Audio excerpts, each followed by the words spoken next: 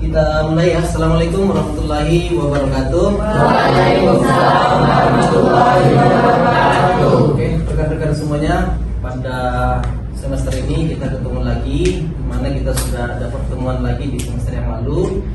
Semester ini kita ketemu lagi. Ya, gimana kabarnya semuanya? Alhamdulillah.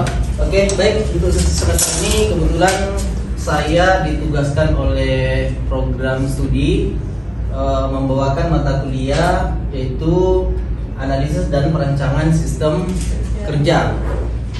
Nah, sebelum kita mulai materi kita, maka terlebih dahulu kita membahas dulu tentang apa sih rencana pembelajaran kita selama satu semester ini. Yang itu yang kita kenal yang namanya RPS, yaitu rencana pembelajaran semester. Nah, inilah poin-poin yang akan kita bahas selama satu semester ke depan.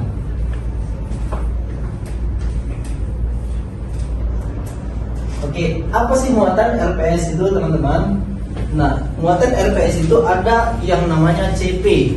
CP itu adalah capaian pembelajaran, yaitu CP program studi. Jadi program studi itu sudah membuat CPL atau capaian pembelajaran lulusan. Nah, di situ program studi sudah menyusun CP-nya, CP1 sampai CP12. Nah, kaitannya dengan mata kuliah kita ini adalah mana yang termuat atau yang dapat memenuhi daripada capaian pembelajaran dari program studi. Karena tidak semua apa yang sudah disusun oleh program studi, capaian program studinya itu bisa terpenuhi semua yang ada di dalam mata kuliah kita. Kemudian yang kedua, ada CPMK.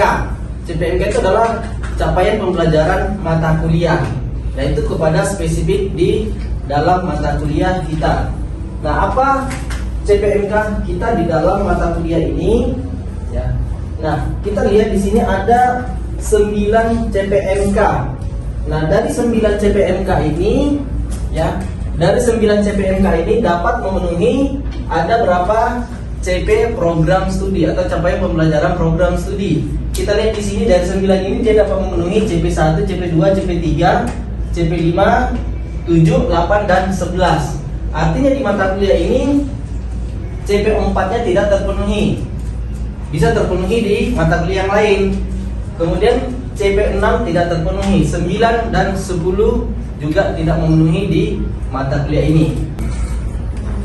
Baik, kita lanjutkan pertemuan kita, yaitu kita sudah masuk dalam pembahasan materi perkuliahan kita, yaitu adalah perancangan sistem kerja. Di mana perancangan sistem kerja adalah salah satu metode yang digunakan dalam menganalisis tentang sebuah perencanaan proses aktivitas yang akan dilakukan oleh seseorang, ya. Nah, nanti akan kita bahas seterusnya. Nah, topik pertemuan kita pada hari ini adalah membahas tentang peta proses operasi, ya. Nah, sebelum saya masuk ke dalam peta proses operasi, dalam sebuah perencanaan sistem kerja ini ada dua, ya. Ada dua cara dalam penentuan sistem kerja. Ada namanya perencanaan sistem kerja dengan menggunakan peta kerja. Ada namanya peta kerja setempat, peta kerja keseluruhan, dan ada namanya peta kerja setempat. Nah, kedua model ini akan kita gunakan dalam merancang sebuah sistem kerja. Nah, pertanyaannya, apa yang akan kita rancang? Apa yang akan kita rancang di sini? Oke, Frida, apa yang akan kita rancang dalam sistem kerja ini? Yang akan kita rancang dalam sistem kerja itu adalah proses kerja dari suatu wilayahnya, Pak. Jadi kita kan sudah mengetahui nih tadi peta setempat dan juga keseluruhannya. Nah, jadi dari dua peta itu kita bisa menyebutkan bagaimana nanti peta keseluruhan proses kerjanya, seperti itu, Pak. Oke, Maya? Sama. Oke, siapa lagi? Nabila. Kalau saya sih menentukan layoutnya Pak, dari Menentukan layoutnya. yang apa namanya, entah dari mengatur posisi mesinnya agar aman saat melakukan aktivitas. Oke, mengatur posisi mesinnya. Oke, ini layoutnya ya. Iya. Oke, Kanda. Sama. Pak, Oke, ada tambahan. kalau misalnya kan tadi udah mengatur layout, terus mengatur mesin. Kalau misalnya mengatur manusianya juga Pak, kayak misalnya ngelakuin shiftnya itu Pak, itu termasuk nggak Pak? Oke. Jadi saya menyimpulkan semua dari jawaban dari Prita, dari Maya, kemudian Nabila, kemudian begitu juga rekan-rekan yang lain, bahwasanya dalam perancangan sistem kerja ini ada beberapa unsur yang dilibatkan dalam sebuah perancangan sistem kerja. Ya, apa itu?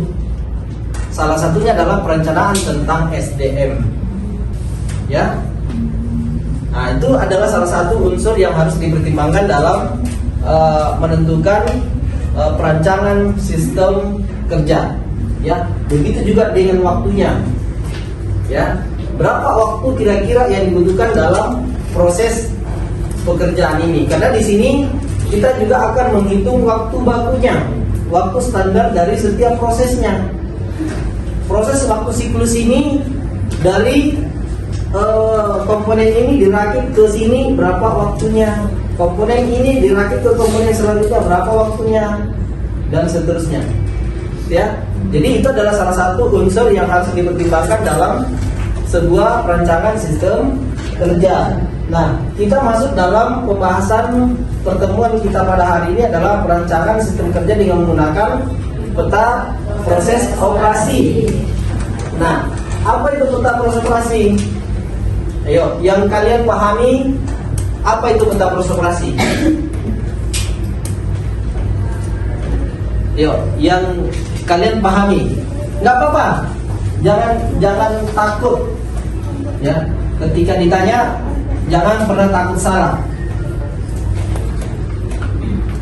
Yo, ya silakan. Apa itu proses operasi? Proses pembuatan peta. Proses pembuatan peta. Oke.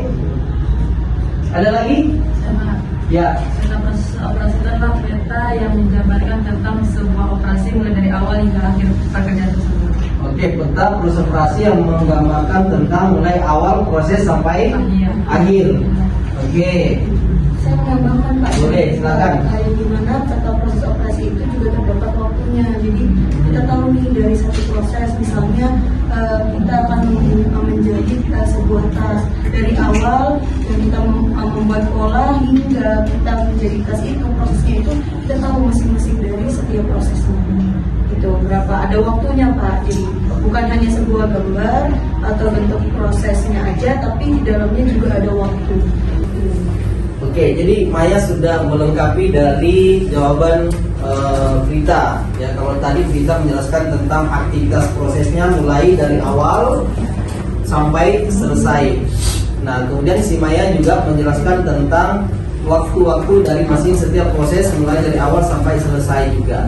Nah, oke, jadi seperti yang saya jelaskan tadi bahwasanya dalam rancangan sistem kerja ini ada beberapa unsur yang terlibat di dalamnya.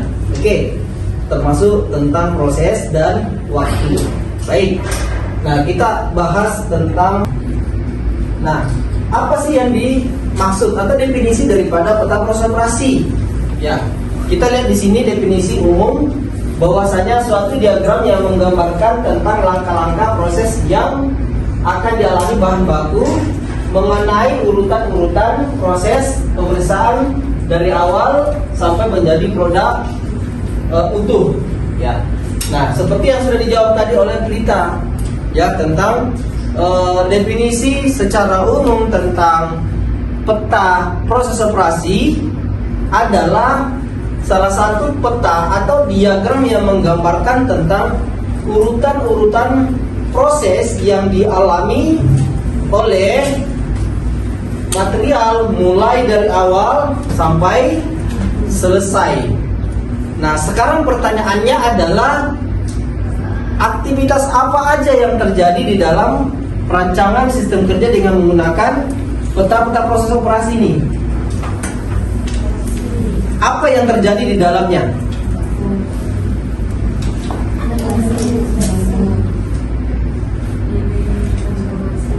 Delay.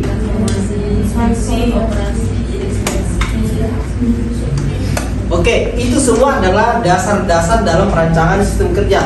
Kalian perlu ketahui dalam perancangan sistem kerja dengan menggunakan peta proses operasi ini adalah hanya dua yang digunakan di dalamnya dalam perancangan peta proses operasi, yaitu hanya operasi dan pemeriksaan atau inspeksi.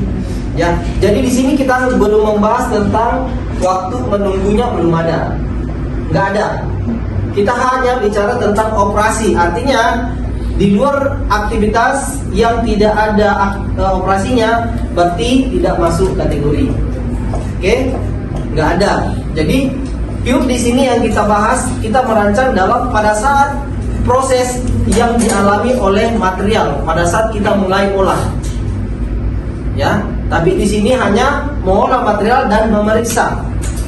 Di luar dari itu tidak kita bahas dalam peta proses operasi ini, termasuk dalam waktu menunggu, termasuk transportasinya, termasuk penyimpanan dan lain-lainnya.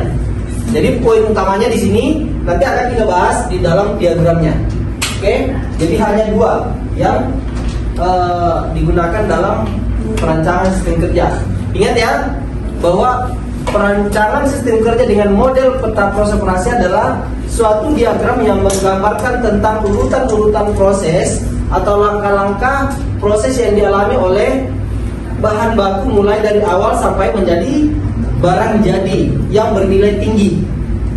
Oke, itu yang kalian harus pahami di peta proses operasi ini. Jadi nanti di peta itu akan tergambarkan urutan-urutan prosesnya, langkah-langkahnya mulai dari awal. Apa sih yang dialami pertama kali oleh material itu pada saat diolah, diproses. Nah, itulah yang kalian nanti akan rancang. Diapain dulu, selanjutnya diapakan, selanjutnya dan seterusnya sampai dirakit menjadi produk seperti ini. Ya. Nah, contoh misalnya kursi ini ada beberapa komponen. Ada kayu, ya, ada besi, ada kain, ada busa. Nah, sekarang contoh nih, apa yang dialami oleh bahan baku kayu ini? Pertama kali, karena material itu nggak mungkin langsung seperti ini.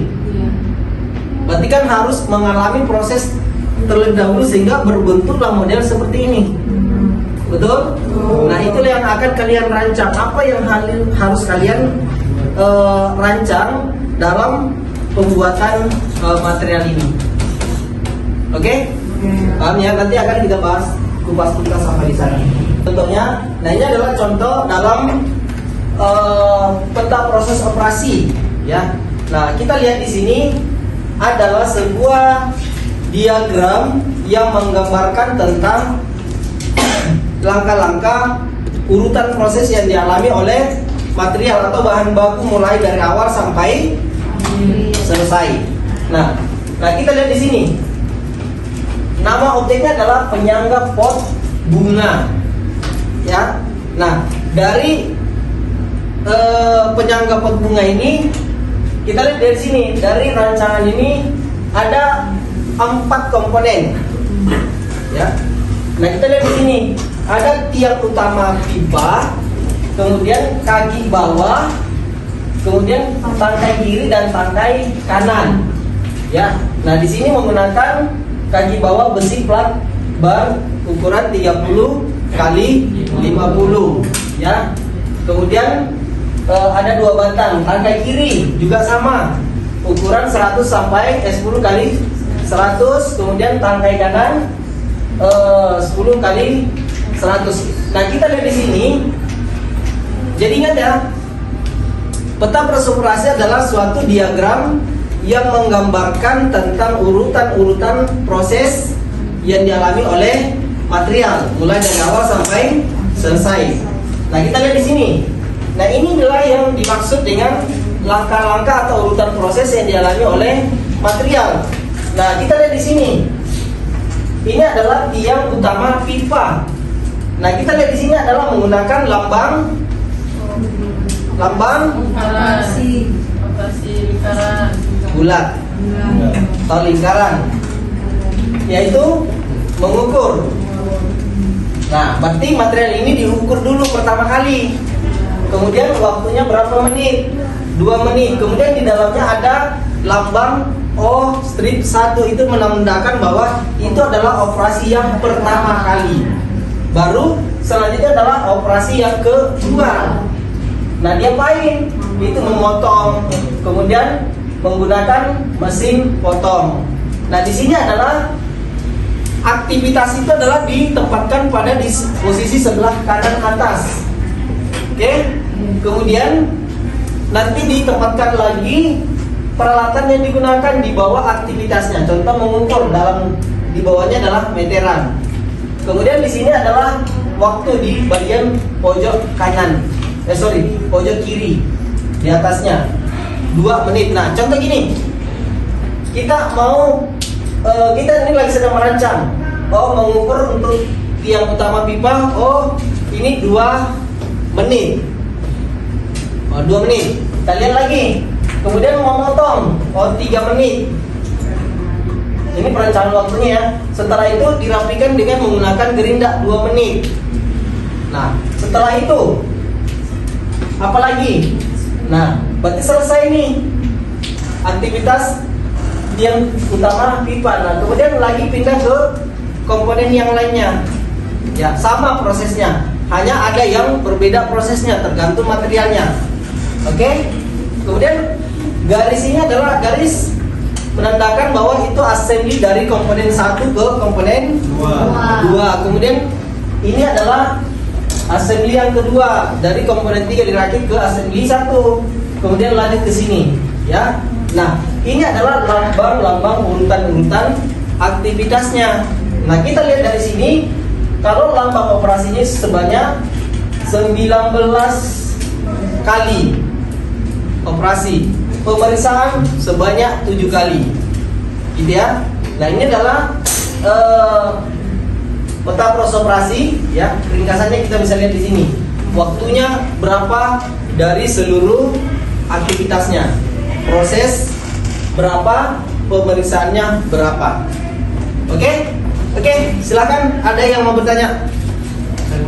Oke, silakan, bisa berdiri. Di slide yang beberapa tadi disebutkan manfaat peta proses dari dibahaskan. Di situ disebutkan mengurangi keborosan, efisiensi, tapi tidak menyebutkan situ meningkatkan keuntungan. Apakah tidak berpengaruh ke keuntungan, Pak, peta proses itu? Keuntungan maupun di kerugian. Oke. Terima kasih. Jadi di manfaatnya tentang pemanfaatan tentang pemborosan. Jadi pemborosan itu di sini seperti yang saya jelaskan tadi, tentang pemborosan waktu, ya, bisa jadi. Kemudian pemborosan tentang material. Nah, contoh sekarang kita akan mengevaluasi dari rancangan yang sekarang. Kita akan lihat nih, betul tak tidak ini mengukur waktunya 2 menit. Oke? Kemudian memotong 3 menit. Coba, logis nggak rancangan ini? Logis nggak? Tidak, maka perlu kita lakukan evaluasi. Kita review kembali bahwa waktunya ini terlalu lama dalam pengukuran 2 menit. Maka kita harus kurangin supaya apa? Efisiensi dari segi pemborosan waktu. Kita rancang ulang kembali. Itulah dia rancangan usulan tadi. Jadi di situ sudah kelihatan perbedaannya.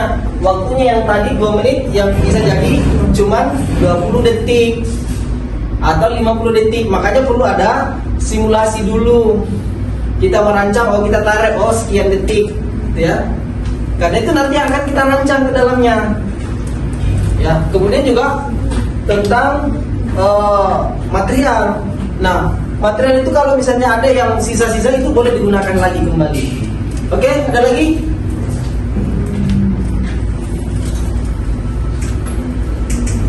Silakan. Oke, Prita, berdiri.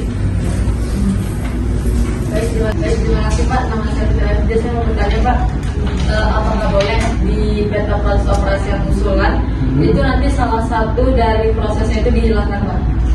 Itu apakah boleh kan untuk mengefisiensikan pekerja juga kan, dari segi manusianya dan juga dari segi prosesnya, apakah boleh? Terima kasih. Oke. Jadi pertanyaannya sangat bagus. Apakah boleh nggak nanti pada saat rancangan usulannya itu boleh nggak diganti prosesnya atau dihilangkan? Nah, lagi-lagi saya katakan di sini adalah boleh atau tidak hanya boleh dihilangkan, tapi boleh juga ditambah. Tergantung hasil analisisnya.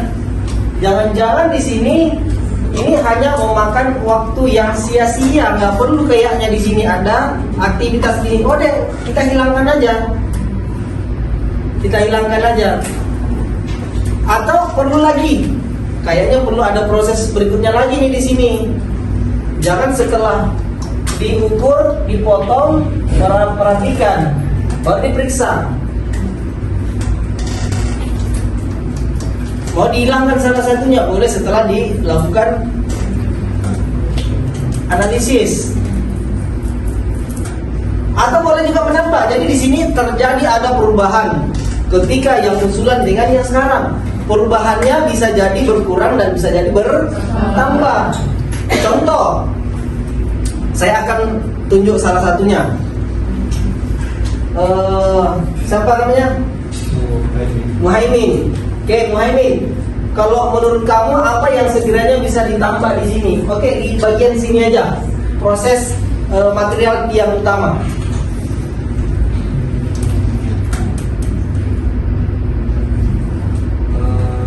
Apa yang sekiranya bisa ditambah prosesnya di situ?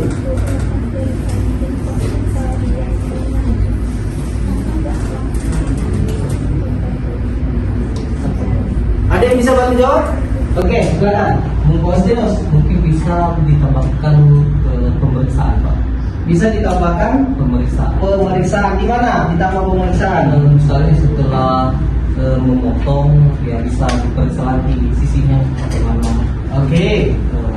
Atau dia setelah itu masuk pada merapikan. Oke. Jadi di sini Faustinus menambahkan dari segi rancangan usulannya, di sini harus ditambahkan aktivitasnya, yaitu adalah menambah pemeriksaan lagi. Bisa tidak? Bisa. Kenapa? Mungkin menurut analisisnya itu bisa mengurangi kosti dari pemborosan. Jadi diperiksa lagi biar tidak terjadi pemborosan material. Oke. Jadi bisa dilaksanakan di sini ditambah aktivitas pemeriksaan. Jadi di sini setelah dipotong ya, Iya Pak. baru diperiksa ya. Iya. Kenapa itu penting? Kalau saya setuju itu ditambah di situ. Kenapa? Karena kita lebih bagus memastikan material itu di awal diperiksa untuk memastikan bahwa sudah benar sebelum terjadi proses selanjutnya. Karena kalau kita sudah proses selanjutnya kemudian salah rupanya, berarti kan ada terjadi pemborosan waktu di sini, ada wasting time. Sudahlah sia-sia, kita sudah merapikan nih. Tak taunya di sini nggak sama apa yang diukur dengan yang dipotong. Yang diukur misalnya 10 cm, yang terpotong 10,5 atau bahkan kurang dari 10. Sementara kita sudah proses, kita udah rapikan nih gerindanya, kita ratakan apa segala macam. Rupanya setelah itu baru diperiksa, rupanya tak sama, ukuran sama dengan hasil potongan.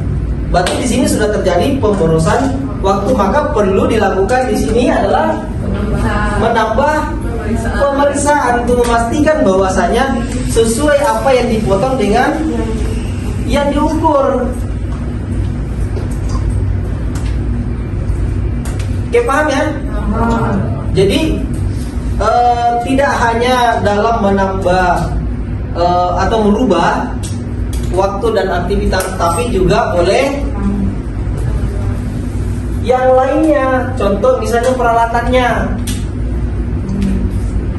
kita evaluasi nih, kita pengen cepat nih, target waktunya adalah dalam 1 minggu proyek pembuatan kursi ini harus selesai dalam 1 minggu.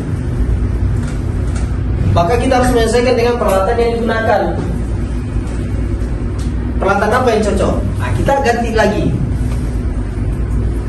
Nah, gitu ya.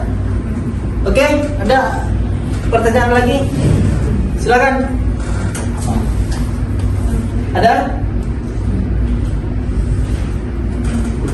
Nisa? Ada? Gak ada. Bahar?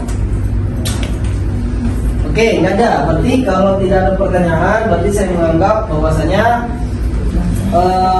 rekan-rekan semuanya sudah paham apa yang sudah kita bahas pada pertemuan hari ini. Nah, sekarang kita akan evaluasi pertemuan kita pada hari ini. Ya, apakah pembahasan kita pada hari ini sudah dapatkah memenuhi dari capaian pembelajaran kita di awal pertemuan hari? Sudah tercapainya di mana? Dari segi apa? Oke, cara membaca, cara membuat. Oke, baik. Nah, itu untuk di topik ini. Nah, sekarang kita evaluasi dengan apa korelasi dengan CPMK dengan CP Prodi. Nah, sekarang mata kuliah ini peta proses operasi, apa kaitannya dengan CPMK? Apa kaitannya dengan CP Prodi? Kita akan buka lagi di RTS kita. Ada nggak kaitannya? P3, kemampuan merancang sistem terintegrasi. Ada nggak kaitannya dengan yang tadi? Ada. Perancangan sistem terintegrasi. Perancangan dari segi material, waktunya, prosesnya, kemudian mesinnya, peralatannya, dan lain-lain. Ya? Oke, jadi pertemuan kita pada hari ini dapat dikatakan bahwasanya dapat memenuhi daripada CPMK dan CP Prodi. Ya, oke. Ada pertanyaan lagi sebelum saya tutup? Tidak ada. Cukup dipahami. Baik. Kalau tidak ada pertanyaan, saya kira cukup untuk pertemuan kita pada hari ini. Saya tutup. Assalamualaikum warahmatullahi wabarakatuh. Sampai jumpa di pertemuan berikutnya.